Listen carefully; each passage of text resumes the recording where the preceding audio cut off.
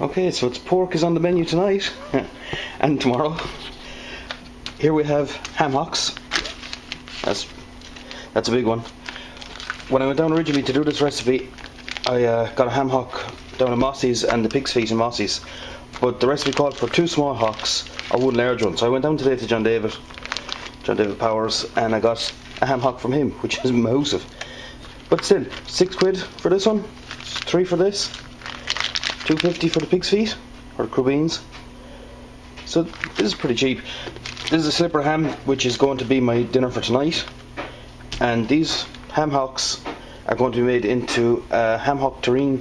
I saw a recipe, I've seen it a couple of times done by different people. I've seen it by Raymond Blanc and Marco Pierre White, so I said I'd have a go at it, and this is the gear that's going to be going in with it.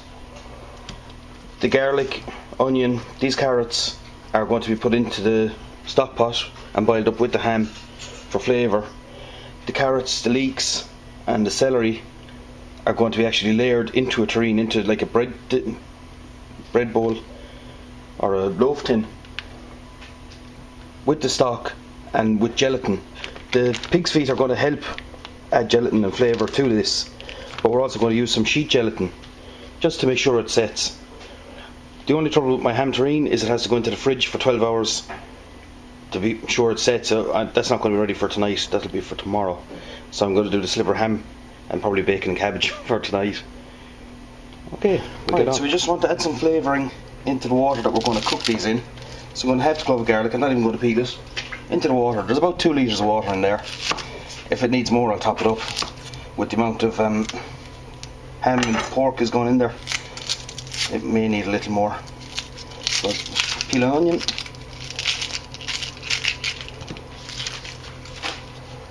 Okay, we're just going to cut that into chunks. We've got some carrots. These have been in the fridge a little bit and they're starting to get a bit wilted, so they may as well just go in for flavouring to the stock. Okay, there we go. Then we've got a slipper of ham. We've got 1 hock. We've got massive hock. In you go. In you go, babe. And now the pig's trotters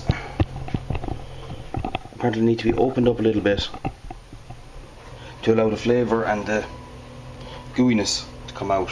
So let's split them. Okay, so I split down the length of the skin. In you go. And the recipe actually calls for 1. What am I going to do with 1 leftover hock?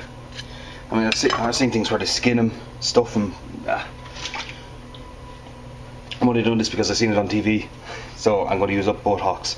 Okay, now we want to just bring this to a boil, but we don't want it to boil because apparently it'll toughen up the meat. So I have the old hub set to 9. These induction hubs get really hot really fast, so I need to keep an eye on it. I want to get it up to a boil and then turn it down to a simmer straight away. I don't want this at a full rolling boil and toughening up the meat. The meat is going to be boiled for 3 to 4 hours.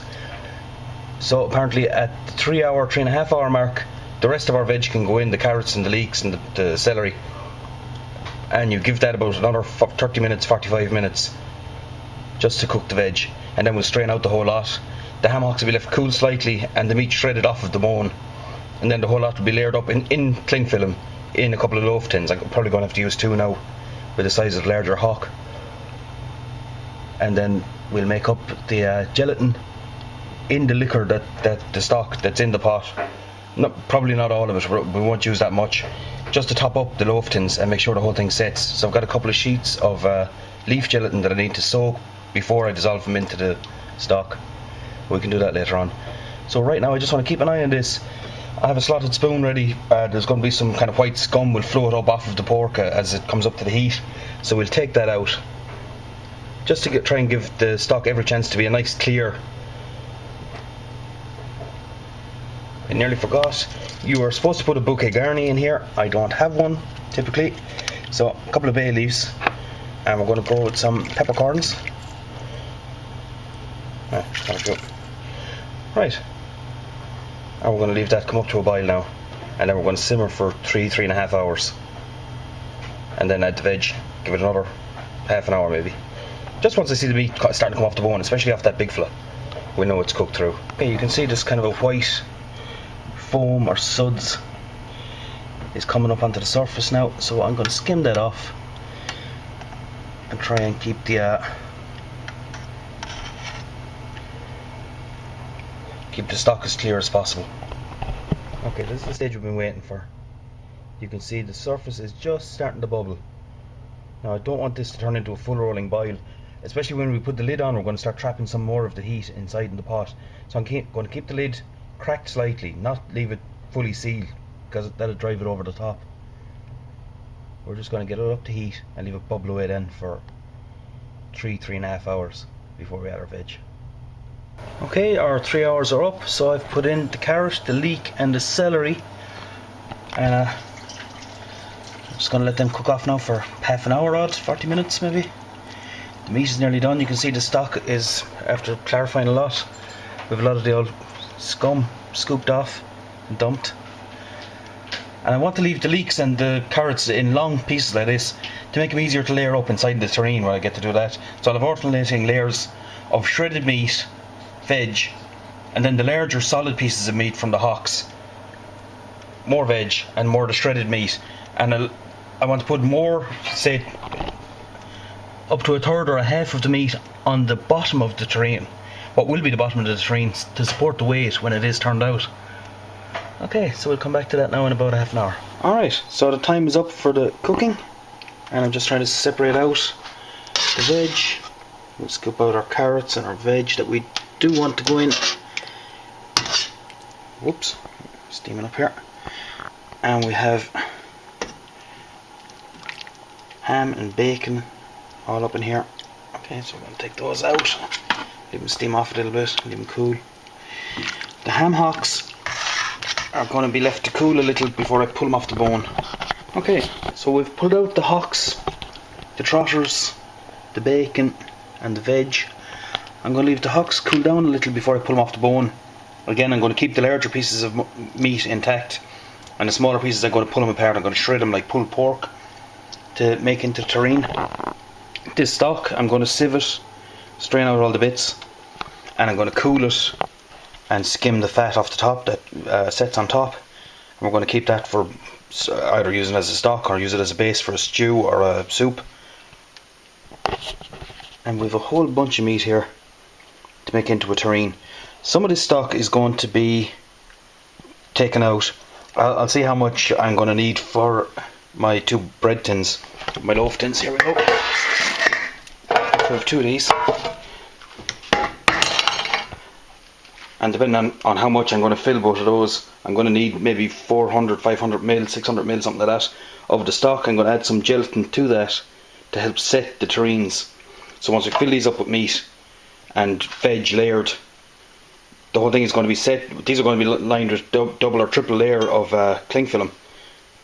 Leave it set into the fridge. I'm going to leave it till tomorrow, maybe the next day, and have that for lunch. So that should be cool. Okay, I did mean to say the fat is going to be separated from the rind, the actual skin. The skin I'm going to chop up very, very finely and add it back into the meat for the terrine. The fat is going to be discarded. We don't want that going back in.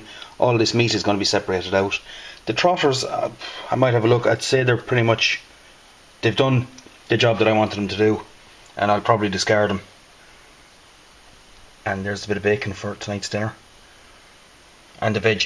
The veg is fully cooked. Carrots are nice and soft, but they've still kept that nice. They were pretty much just poached in the gently simmering liquid, so they haven't lost that kind of vibrant colour. So that's going to give me a nice contrast as it marbles through the terrine. So it's not just a big wodge of like a meat pate type of thing. It's going to have layers of green and orange running through it, just for a bit of contrast, different texture, bit of flavour. So this is the meat pulled off the bone. Basically it's pulled pork, but you boil it instead of slow roasting it. So you pull it and shred it manually. There's no need of chopping it up. You just pull it apart. Some of the bigger pieces I'm going to leave in chunks, so we'll have big pieces of meat as well as finer shredded stuff to pack in all the spaces. And I've diced up some of the rind, and I'm going to add that back in, and that'll keep it quite moist and add some flavour as well. So you have different textures and different flavours. That's the waste from it. We discard the fat and the bones and all the kind of grizzly bits. And the rest of this then is going to be set in its own gelatin in the terrines. Okay, so I've layered up carrot, meat, celery and leek into the tin. I'm just going to press it down, try and get it nice and compact.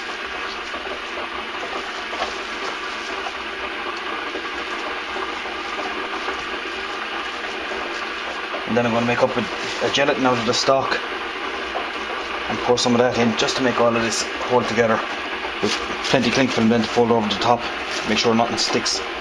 Right, that's the stock with the gelatin added, and we've poured that up just to have the base of this moist but not sopping. And now she's gone into the fridge, and hopefully tomorrow that'll be sliced up for lunch. Okay, I'm going to get this out now and turn it out.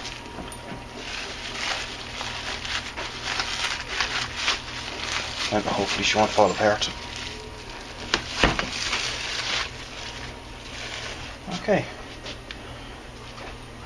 It seems to have set anyway. Right. Cut a couple of slices now and just see how she looks.